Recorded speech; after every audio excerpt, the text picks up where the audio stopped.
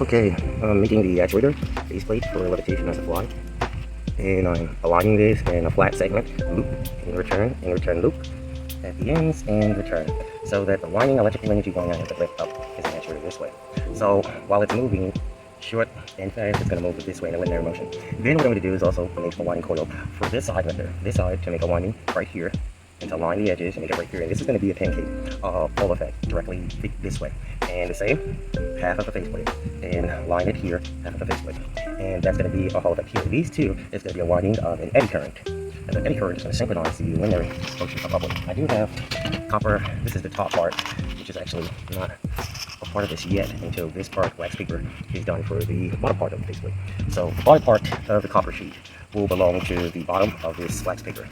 And foil, aluminum foil, shall be also coupled back there like capacitors. So, and now then I have to do the capacitor fold. So I'm not going to cut this end of the capacitor. I'm going to make a rectangle, and then I'm going to make the cut down and stop up there, and cut down and stop up there for the eyes out, and cut over here, and cut down here, and cut down here, and stop here. Where this loop is going to loop from this loop to this loop. So that will be the turns of the capacitor foil using aluminum foil.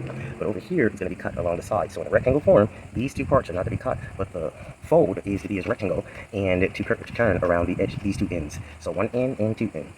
And that's it. And I just leave that part to not allow to cut, and not allow to cut this part, but to cut this part and this part of the rectangle. So that will be the capacitor. I'm making two of them, a set and a two for the top. And then I'm going to also add copper sheets.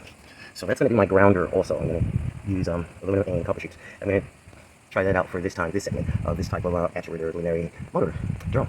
My name is Jermaine Morton. Goodbye.